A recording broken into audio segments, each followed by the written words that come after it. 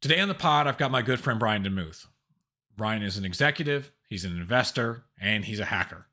And on this pod, we discuss how at an early childhood, his parents helped foster that creativity and curiosity that kind of pushed him into the successes that he's had now, that encouragement that he experienced in early childhood. We discuss the portfolio of companies that one, he has to figure out how to keep track of because he's all over the place if anybody knows him, and trying to keep track of him is very difficult. But also, in particular, one company called Rapid Ascent, who is giving hands-on cybersecurity training for people in transitioning military or transitioning from a different career so they are ready for their new job on day one. So enjoy my conversation with Brian as we discuss cybersecurity curiosity, portfolio management, and entering cybersecurity workforce and closing the gap. 9, 8, 7, 6, 5, 4, 3, 2, 1. Brian, appreciate you being here today. We've got a whole ton of things going on. And for anybody, I'm not going to put the list up on the screen, but if you saw just the partial bullet points list, you would go, how does anybody in their right mind keep up with all of this stuff? But before we get into all of the fun things you're doing currently, can you break down a little bit, you've got a big hacking background and kind of your pathway to working for an investment firm and identifying new and upcoming cyber-related technology?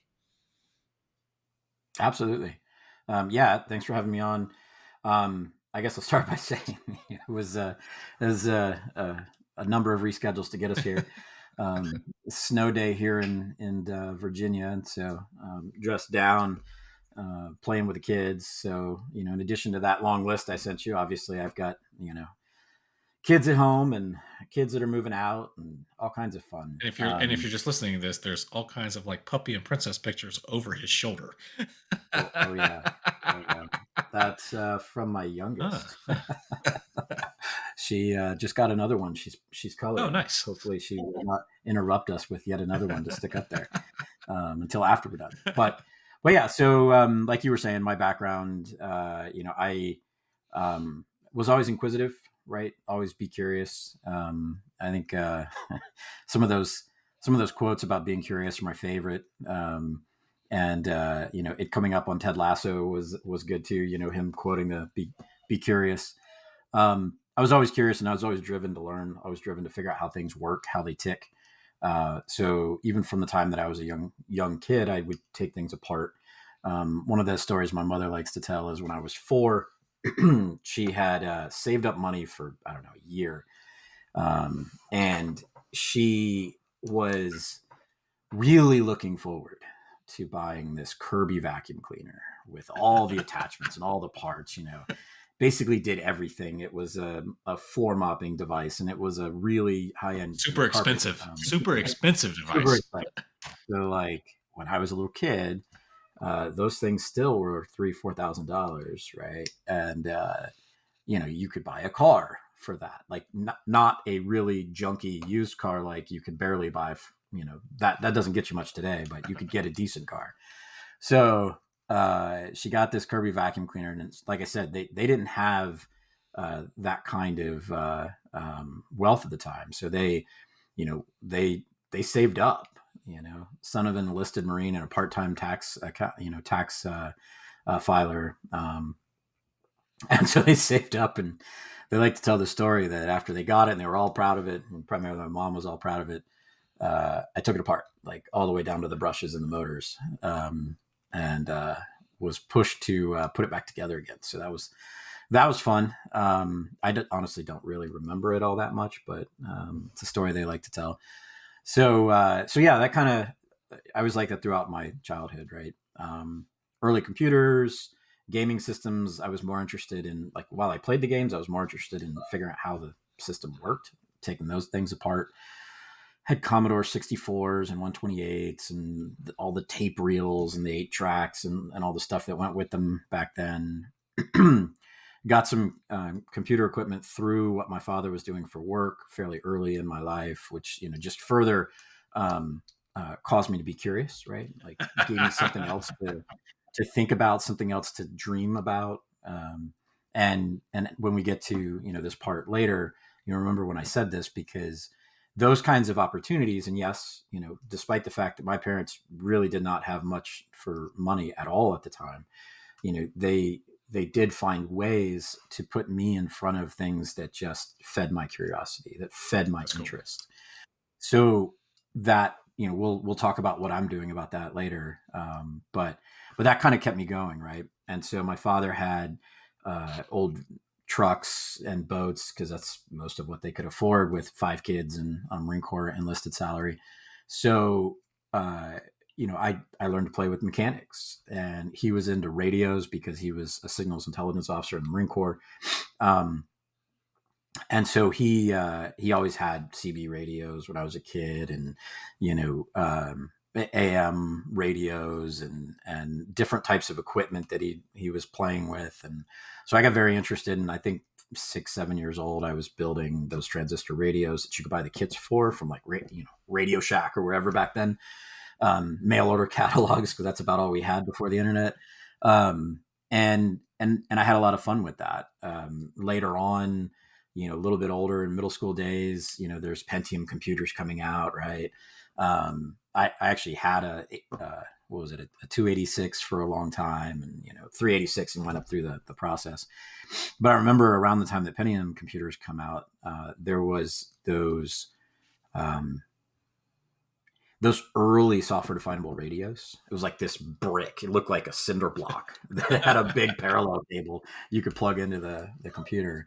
My father got to borrow one, again, because of stuff he was working on. And that got me really interested in radio, even more so. And again, all of those things are just opportunity to be more curious. If you had put like 3D printers, if they existed back then, in front of me, and if you put, detractive printing in front of me, think like, the lathe beds that you can do, that would have fed my curiosity as well, and pushed me forward in probably one of those tracks. But essentially, fast forward a bit, there's a lot of other opportunities like that, while, most would look and go, oh, you can't afford that. Or my parents would look and say, you can't afford that. They found a way to borrow, or, take me somewhere, or go sit with other people. They did the same with music. Also, when I was 4, they put a acoustic guitar in my hands and sent me off to music lessons to actually learn music theory, and then violin and a whole bunch of other instruments afterwards. Stuff that's still stuck, and right? All of that stuff. What's that? Stuff that's still stuck, right? Some of it. Yeah. There's an interesting concept around the intersection of music and information management, and or information analytics, really. And how, if you have a musical brain, you are much more in tune with understanding information analytics. We could do a talk, John. That's a whole different thing. Yeah. Well, whole talk, one that I've got to experience early on in my career, and then have given the talk since. But in any case, yeah. So when I was a kid, I kind of had a bunch of these opportunities, even if they were short windows of opportunity, to put my hands on something, right? To put my hands on a new piece of gear, a new piece of technology. And that kept pushing my curiosity forward. And so I got into, around that time, early middle school, there were the LAN parties were starting to happen. People were doing the Doom game LAN parties. And while I would play them and had fun doing it, I was having fun just with simple stuff, like simple hacking, making my friends' PCs that they'd carried over to the house, making their CD drives open and close while they're trying to play the game, right? Just annoying things. Making the graphics display flip upside down inside the old CRT monitors that they were using, right? I had fun with that. I was like, oh, wait, this is even more fun, because I can beat them in the game, or at least, stay up to their level. But it was much more fun to just mess with the environment they were trying to play in, to make it harder to play. That was funny and a blast. I'm also the oldest of 5 kids, so like I had built-in people to mess with too, which was great fun. I'm sure they have a different version of the story, but regardless, that kept me curious, right? And so then I was like, oh wait, like during a gaming LAN party, you're not supposed to be able to like make your competitor screens flip upside down, like virtually inside of the monitor. And we're talking like this is when we were in middle school, right? This isn't recent. And you could do stuff like that then. And then I started looking at, oh, well, wait, this is because somebody didn't like make it secure. Somebody didn't protect it from, little jerks like me that can go and cause that problem. What else didn't they protect from me and other people like me? And then I started, looking into more and more. And was on a lot of the early dial-up bulletin boards and, reading messages that I probably shouldn't have been at that age, but was figuring out how to get to them. And so, yeah, it was again, those experiences, they drive curiosity, they drive interest, they grow into passion potentially. Right. So as I went through that process, I got very interested in the security of things and ultimately started pulling data off the airwaves that was encrypted, figured out how to decrypt it. And that kind of led to my first job, or not my first job, but my first job in the industry. I ended up going to work for a defense contractor at the behest of some people that they worked for. And ended up launching kind of this path in this career and where I've gone. So from that point on, I worked signals intelligence work. I did counter intel kind of stuff, mostly on the equipping side, providing input to the systems they use and how to transmit imagery that they'd taken behind enemy lines back across, HF or satellite or whatever, to try to maximize the bandwidth usage and get their imagery back or get their, critical intelligence reports back or things like that. And so I spent a bunch of time working that, and then ended up, because of my passion, about, well, how did I get to where I kind of got at that point, probably thinking 15 years ago or so, maybe a little more in my career. I started thinking about, I hear about all these other people who don't get other opportunities and a lot of people who do and squander them. Like, how do we just make opportunities available for more people? So I spent a lot of time just taking stuff, computers, radios, projectors, other things, to schools all around the region here, up into Maryland, flying to some other places and just talking to kids. Schools were inviting me out to talk to kids and show them something that was cool. Sometimes that was a hack. Sometimes that was, early drone, whatever it was, something cool in technology. And that turned into me getting involved with several nonprofits, co-founding a couple of nonprofits, all kind of focused on trying to help with that availability of things that push curiosity. So there you go. I don't know if I ever told you this story about me as a kid. So it was awesome. Your parents saw that you had the spark and were kind of feeding into that type of stuff. That was something I don't think I really experienced in the same way. Not even that I even had something that I showed a spark in at a young age necessarily. But, grew up where, my first papers in school were on typewriters. This is back when you had the family computer room, there was like one computer in the house. You had to share it. If you got on the internet, you tied up the phone line because you had the phone line in the house, all that kind of stuff. Absolutely. We had a party line for that with one of the neighbors, and then we had 2 extra lines in the house. Oh no. So. Yeah. The 2 extra lines, that was a no-go. I do remember that growing up. Errol's internet. But I remember trying to hey, we finally got, it was a 286 or a 386 Packard Bell. It was a Packard Bell computer. Mm-hmm. And I was sitting there trying to figure out, I'm in 9th or 10th grade, maybe. Didn't know anything about it. I have the manual. The manual is 1.5 inches thick of stuff, trying to format a floppy disk. That was my goal, format a floppy disk. In the middle of trying to format the floppy disk, I formatted the C drive, the main hard drive with the operating system. And immediately panicked when you turn on the computer, and if you've never done formatted a computer before, and it just kind of blinks a black screen at you. Yep. Me being the 12 or 13-year-old that didn't know what I was doing, panicked because I knew how much my parents spent on a computer that now none of us could use. That was pretty. My dad was not very happy with me, and ended up getting a friend of his to I fix am that. certain that I had done that at least Yeah. once or twice. Oh yeah. No, I distinctly remember. At least once on purpose. I forget how long it took because at that point I wasn't allowed to touch it anymore after I had broken the new machine that they had brought into the house. But Yep. so now with what you've been doing, I know, we met through the Cybersecurity Foundation, and we talk about that some, but more curious with some of the investment companies that you're working with. They're in the tech sector. One in particular, with Rapid Ascent, where because we've talked about there's this whole big gigantic gap in the cybersecurity workforce, and some of the new methodologies and training programs that you guys are trying to put into place to kind of shore up that gap but also bringing new blood into the industry, maybe from other job sets. What can you talk about with some of the advancements that you guys are doing in that arena?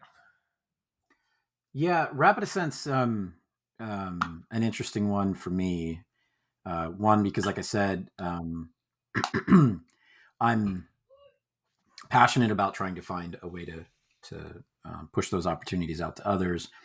But this one is a for-profit company. And really, myself and a few other people, we talked about like, how do we solve this workforce shortage, right? This goes back to 2019, I think. And there's a lot of talk about certifications as a solution to training. Right. There's a lot of talk about, University XYZ is creating a cybersecurity specific program. There's a lot of talk about, all these training companies out there that'll get you up to speed in 1 week or 3 weeks or whatever. And, it sounds great, but when have you ever seen that actually happen? Right.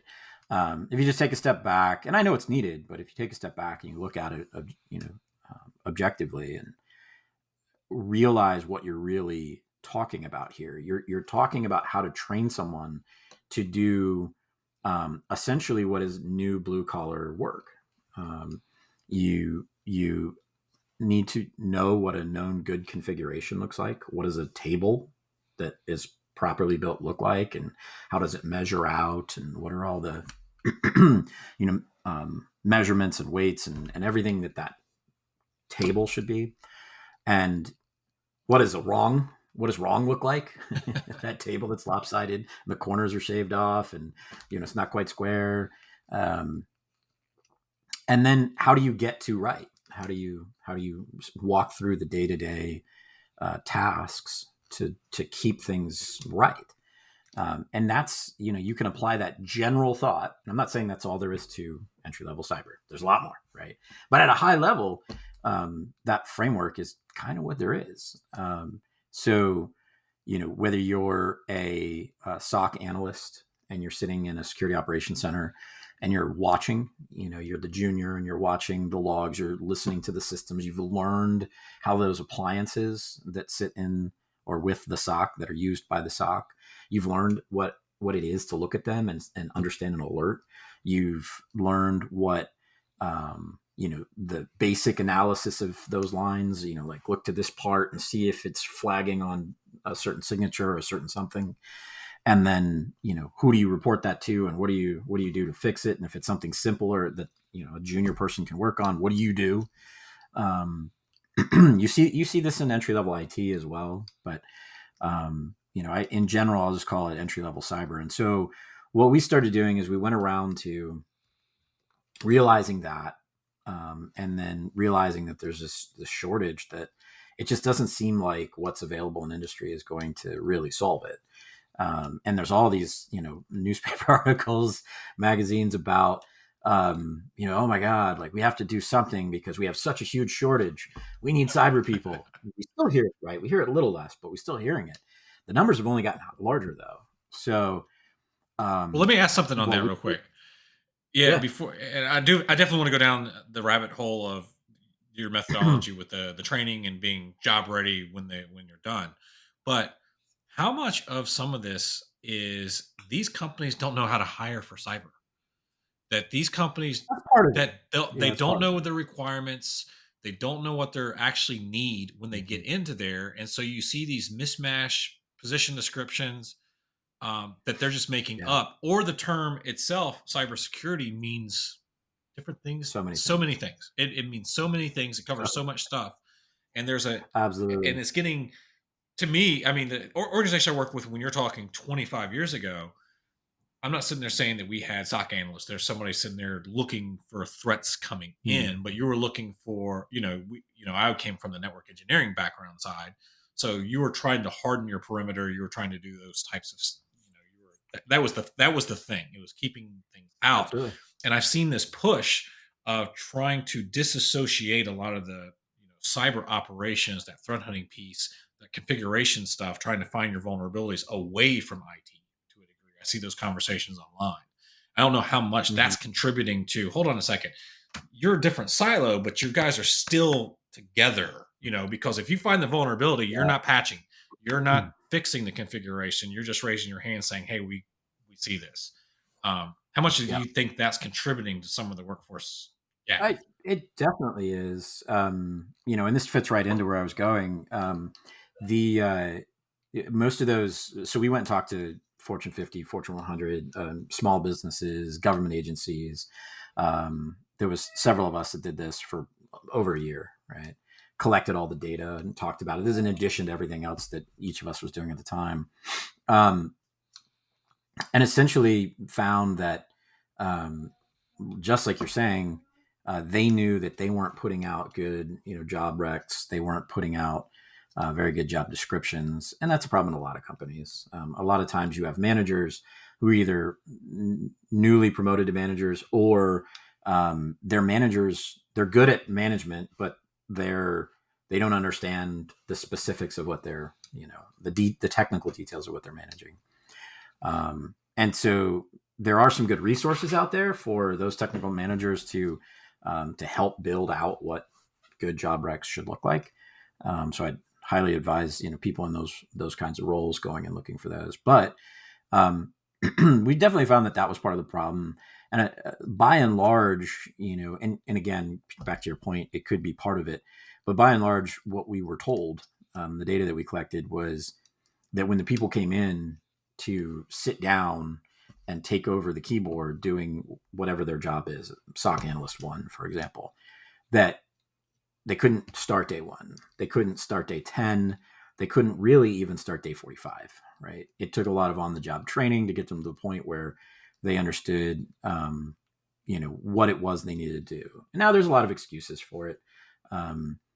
Sometimes there's a lot of different types of appliances and infrastructure and software that are used at different places, and so it's totally possible, that some of them had unique things, but like across the board, no matter what, we heard the same thing over and over again, right? That like the majority of their entry level or close to entry level folks would come in and not know how to do the tasks, and so we started thinking about that. Like, all right, well, like, what does that mean? And what did they have for training? Did they have college degrees in cybersecurity or computer science or information management, like something like that? Did they have certifications? Like, what did they have? Did they have any years of experience?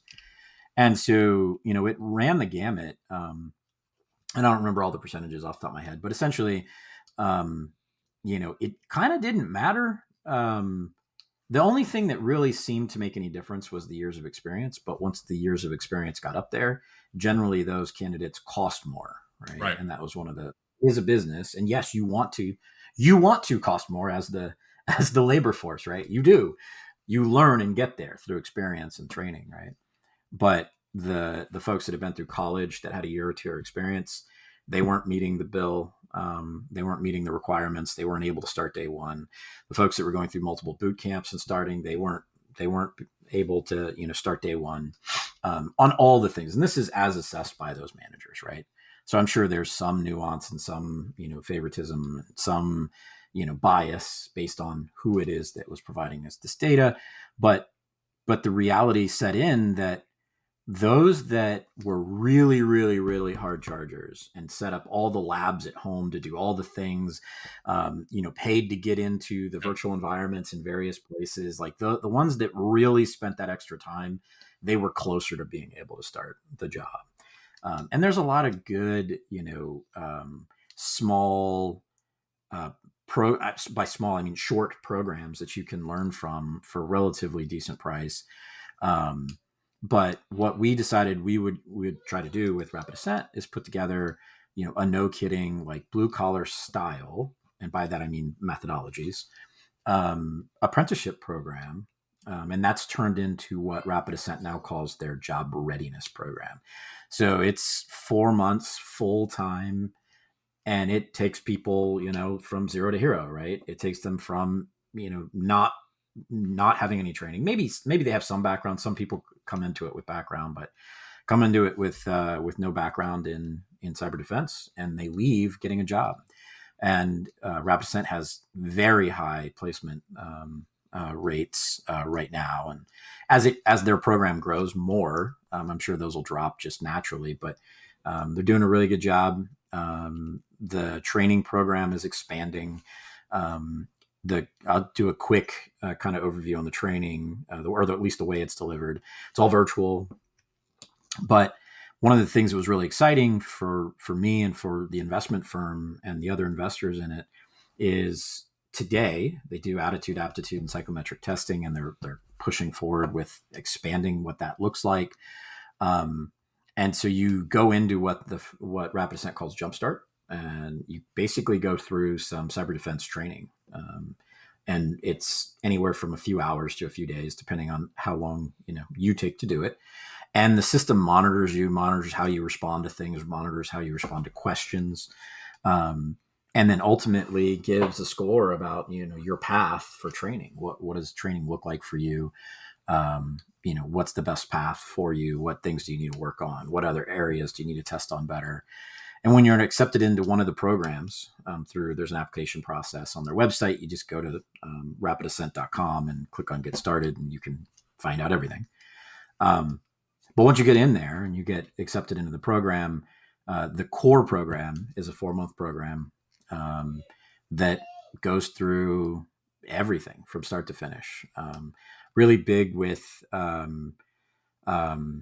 transitioning military right now. That's a large number of our current students are transitioning military because they can use Skill Bridge and other things to continue to get paid a salary while they go through it. And they go through Jumpstart, and they jump into the platform itself when they're accepted, and they're able to spend that 3 to 4 months in pretty in-depth training and come out the other side with job offers, which is really cool. It's really exciting to see. It's something that makes me feel good. I want to see it expand, and it is a startup, so it's going through normal startup woes and challenges. And I know it's the one you're most involved in on a day-to-day basis, I believe. It's one of there's two that I'm pretty involved with day to day. That one I've stepped in to assist, and so I'm heavily involved in it. But it's as it grows, that won't be the case. I'll kind of step back again, but yeah, right now I'm helping them expand. One of the things, and I've heard this from a couple other places I know that do, I don't call it the same thing, but cyber readiness, trying to fill that gap. Mm-hmm. There was focus on the aptitude. What specifically are you finding when you're saying aptitude are good fits for people that may be doing a career transition or that transitioning military? What are those? How are you testing that? And then what is the sign that's like, oh man, yeah, you got what it takes to continue down the pathway? Yeah, so I've got some anecdotes for you around that. But Craig Schultz, our CTO, would be the best person to talk to for that. So we're testing in a variety of ways. We have some question-based pop-ups in the front end of the system. The system is all virtual. I mean, we can do it in person if there's a company or organization that wants that, but we generally do it all virtual. And we've got some, AI is a big deal, right? Everyone's talking about AI. Everything's AI. So I'd be remiss if I didn't say something about AI. Or at least say the word AI. Is AI a word? training my devices here to try to sell me AI tonight. Also another topic. But yeah, so we have this concept of an artificial intelligence instructor that sits in with the real instructors through the program to allow us to scale. So that's exciting. It will be some exciting things this year that'll come more into fruition. But it's been really cool to see people go through the program and find their way into new jobs. On the way that we're testing, AI is going to play into that a lot in the future. Right now, there's the system, which again, integrated platform. So it tracks you throughout the platform, and instructors can drop into different sessions. And so during that process, we almost have like a Jumpstart is almost a mini version of the course, right? So we have some training lessons. There's some front end lessons. There's some quizzes, and some of those are attitude or aptitude related questions. And there's a couple of organizations that have been putting together some really cool data, some large models on what different things link to what, and it gets highly technical pretty quickly, but it's kind of exciting to watch. Craig is definitely the right person to talk to on that one, but yeah. So this is probably one of those things. If you had a question on there that says, "Do you like computers?" and somebody says no, you go, "Probably not for you." I didn't know. I don't know how basic it got. There's some basic questions, but most of them are more about math or more about what you like to do in your life, or how certain types of technologies might make a difference for you, or whatever. And there's questions you might not necessarily assume are related to cyber career interest, or assessing whether you'll be successful in cyber, that do in fact play a role, right? Again, some of it, I mean, there are questions that really do go back to your curiosity, right? Like, are you curious? Are you driven to learn more? Are you, and it's not directly asking those questions, but that's what it's getting at. That's where it's going to, because you're looking for a candidate that is going to commit a lot of time. Sure. I mean, we do have shorter programs, and this quarter we'll be announcing some new shorter term opportunities. We'll be announcing some partnerships with some companies that want to offer shorter term opportunities, but the reality is the full blown program, the Zero to Hero program, that's like, it's a commitment. And so we want to know that the folks going into it are really up for that challenge. And sometimes the challenge is, can you make yourself get up and do it every day? Right. And Sure. so that's kind of built into those questions too, just to make sure that people are truly committed. And for that one, for anybody that was interested in more information, just go to rapidascent.com. Absolutely. I'll put that in there. All right. So out of your whole gigantic list of things that you are working on, what would be the next thing that you would like to discuss that is top of mind to you? I will leave that open because, again, for anybody that doesn't know, I've got like 4 pages of notes in front of me, and I'm not going to pick. Yeah, so I've known John for a while, and he knows a lot of stuff about me and things I'm up to. But I realized in the last week or so, it's like, oh wait, John probably doesn't have a real handle on everything I'm up to. Do you have a real handle on everything you're up to is a better question. Whether I do or no. Of course I do. No, I've got great people around me that I work with. I've got a bunch of different things going on, but they're all interconnected in some way. So I let me touch on that if I can first. Sure. Which, like we were saying, I sent you over a list of just all this stuff, and I didn't even cover everything on it. Nope. I knew stuff was missing. I looked at it, I'm like, hold on a second. There's things missing that I already know about. The stuff you do know about that aren't on there. Yeah. Plus some budding opportunities. One of the things I wanted to touch on, though, because your joke about, do I know what all am I on top of everything I'm up to? Yeah, I am. The different companies and firms have some great people. And I've got a great ecosystem around me, partners and business partners and nonprofit partners, and that really helps to keep me sane. But one of the things that for my own sanity, I always need to keep pushing and doing something new as well. I'm one of those. Think it's probably something they might diagnose as a problem, but I think it's great because it helps with business. But yeah, one of the things that came up recently, I was talking at an event, and the audience asked a question about, like, wait a minute, you were just talking about like all this nonprofit stuff for election related things. Then you switched to talking about like nonprofits for kids and small businesses, and then you switched over to talking about some investment firm. Like, what do you do? And and I had given they read a short bio. I think at most of those events people don't pay attention to bio reading. um, and someone asked towards the end, they're like, wait, how are you doing like all this stuff? And I was like, well, what do you mean? What do you mean how? Because it just seems natural to me. And I realized that when I'm talking about all the different things I'm doing, why it seems crazy, but it's really not for me because I'm not spending that much extra time.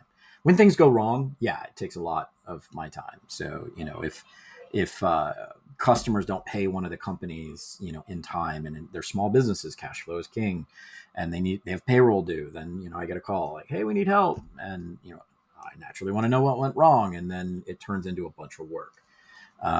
It's time, but just maintaining the majority of the growth. A lot of these things are interconnected, right? Like Cyberbytes Foundation that you mentioned earlier.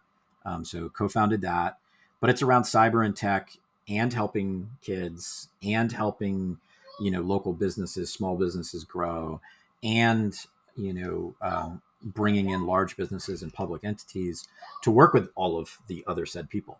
So, well, I go and talk to a lot of small businesses all the time as part of what I do for the investment firm, right? I work with growing the small businesses in my portfolio of companies.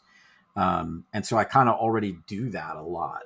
And so if I get a phone call from one of the directors at Cyberbytes saying, hey, we really need help, like providing some advice to this small business, I go, okay, well, like I could probably give you my standard advice in 15 minutes, right? And it's just kind of all interconnected. I go to conferences and events, so government contracting events like AFCEA and ITEA and all the four-letter government associations that you do in that industry. I go to investment conferences. I go to cyber and tech conferences. I go to hacker conferences. Been going to DEF CON since I was like 13. But all of those things, I like everything in my set of endeavors, I'll call them, somehow has connectivity to each other through kind of that ecosystem. And, I happily bring in other people, once I've obviously trust them and like working with them, because I am at that stage in my life where I don't want to work with people I don't like. Yep. No, creates too much. No assholes allowed. No assholes allowed. No asshole policy. I can't 100% get that, because I do have to deal with a wide variety of people. But, I just, in general, I feel like people don't need to be jerks, and like people are too. The human condition makes us, frustrated and angry individuals as a people, as a human race. So it's not about any specific, race, creed, color, nationality, religion, whatever. It's none of that really matters. All of us could be nice. Nice, kind. All of that's a possibility. And we choose not to because we're so wrapped up in what we're doing. But yeah, so I want to work with people I want to work with and have collected a really great set of people in the ecosystem. And not all of them are business partners. Some of them are partners to companies. Some of them are friends. But we all kind of jump in and help each other. And we're always adding new people to that ecosystem. Thankfully, rarely have had to kick people out of it. But yeah. So going back to your point, like there's a lot of stuff going on, but it feels like it's all interrelated. And then the ecosystem makes it all kind of work without feeling like it's going to fall apart. Unlike, I know some people, they're like, hey, I got a music thing over here, and I got this other thing that's over here, and none of them, like, nothing from one relates to the other. So at least in your case, that's tough. Yeah. You've got the tech, the cyber basis for all of I I tried to argue with myself that my homeowners association was somehow related because it was related to my own sanity in dealing with those people. And so I joined and was quickly elected by the rest of the board members as president. And that lasted for about 2 years. And I was like, okay, this has got to go. This is not interconnected with the rest of my life at all.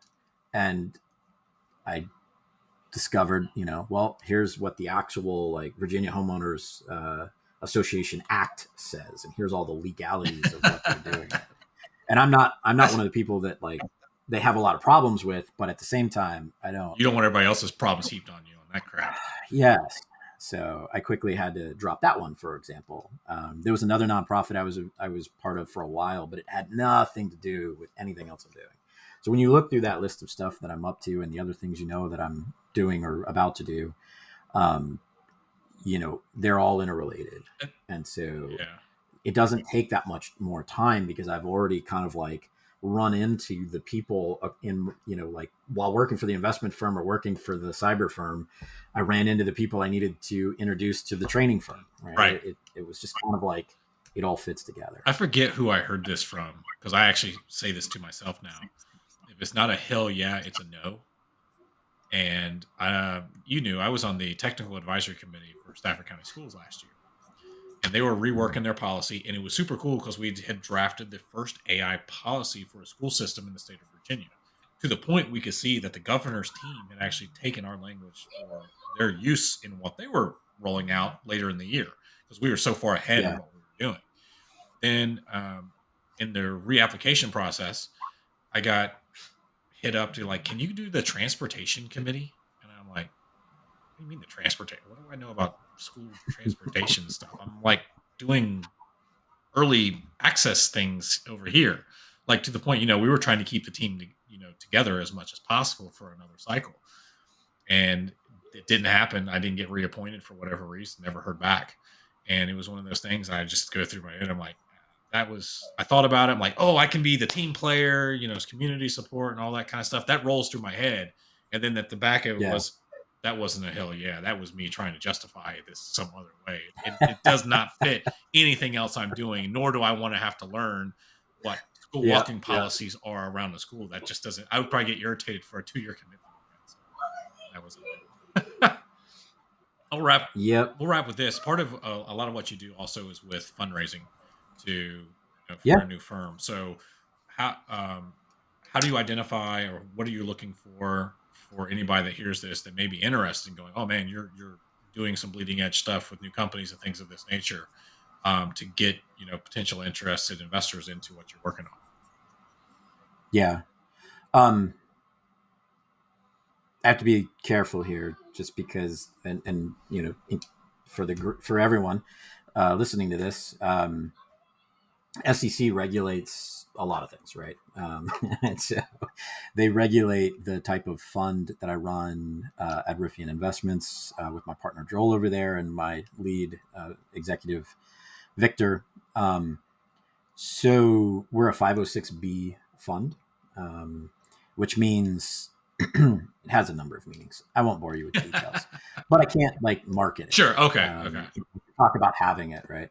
And so, essentially, in a broad sense, my ecosystem, not just Riffian, are investing in cyber and tech. We look for dynamic leadership, all the general blocking and tackling on the business side, although sometimes we're good with taking on a company that doesn't fully understand the business side because, I will, or, under the context of just me doing it, or Riffian, or, whoever it is I'm working with, we'll get involved and help them understand the business side, help to teach them, help to provide that level of experience that we've had being operators and running businesses and getting them acquired, et cetera, or acquiring other companies. So conveniently, for me, this is back to that ecosystem thing. I'm going off and talking to executives. I'm going off and going to like tech conferences like CES, and going to sitting with small business GovCon owner groups, all that kind of thing. And a lot of those folks are getting to the point where they're trying to figure out like, well, how do they, they're making really good money, and how do they figure out, or how do they decide what to invest in and what kind of opportunities are out there? So I do a lot of partnership work personally for my businesses, and with my fund at Riffian. We do a lot of partnership activity with angel groups, Okay. with investment syndicates, with a number of different groups that are all kind of looking at opportunities, vetting them, sharing deal flow, sharing, for in investor speak, deal flow means pipeline. So those of you that know what pipelines are in business, that's what it is for investors. But we share our pipelines of potential companies to invest in, and kind of what things we found interesting or didn't. And so, it's great to have that ecosystem, to reach out and share new things I'm doing. I don't directly market fundraising, or I will individually market fundraising. I won't like publicly. It's over a beer and cigar, right? Yeah. Yes. With one of the rules is for a 506B fund, I have to know you. I have to get to know you. Okay. So it's individual. Like, so if we'd never met before, John, and you wanted to invest, I'd be like, oh, okay, well, let's go to dinner. Let's, a week later, let's go have cigars together. Let's, talk, tell me about your family, tell me about your financial situation, tell me about whatever. You already have to be an accredited investor. Okay. I won't bore everyone with the details here, but a lot of the middle class meets the standard for accredited investor at this point. So to come into a fund like mine, you have to be an accredited investor. And we do have, for a fund like ours, we have a pretty low buy-in. There are syndicate groups and angel groups that I work with that, for them, you might be able to invest less when you come into something. And then, back to your question on fundraising, because of the nonprofits, also fundraising for 3 different nonprofits. Right. So a lot of the same people who want to get involved and diversify into different things. I have a bunch of different things that, I'm partnered with. I don't run them all exclusively, so it's not all dependent on me, but they're all kind of in my sphere of influence, if you will. And that's kind of worked out really well. People have been really interested in all the different things we have going on. And then my partner, Joel Griffin, on the Riffian Investments side, he and I came together and founded Riffian Investments late 2020. And that's where the investment fund is. Joel has a bunch of other investments, opportunities available in restaurants and other hospitality, and some really interesting things that all fit into our ecosystem. So it's great to be able to use all of those in the ecosystem that we've built. So if you're in the Fredericksburg area and you want to talk about cybersecurity startups, you go to Rebellion on William Street in downtown Fredericksburg, and then you pop across the street and go talk cybersecurity at the Riffian office. There you go. Or, go across the street to Italian food with Castiglia's. Yeah. So, pretty soon, the Port Osteria will be open with oysters, fresh seafood, and there's a microbrew in there too. So there's paired beers now. Awesome. Deal flow. So yeah, we run the gamut. Deal flowed. The deal will be flowing through. Well, exactly. It's cool. Exactly. Anybody wants to reach out, what's the best way to hit you up to talk about any of your many interests? Yeah, I think what's the safest way for me to give that out? LinkedIn. I'm on LinkedIn. I was going to say LinkedIn. When you say it that way, I'm saying LinkedIn. Yeah, because it filters fairly decent on LinkedIn. So yeah, hit me up there. Send me a direct message. The other thing you can do is, I guess the filtering is pretty good on my Immortal Group email. So info@immortal.pe. Cool. I'll make sure I put all that stuff in the show notes. Cool. I appreciate the time.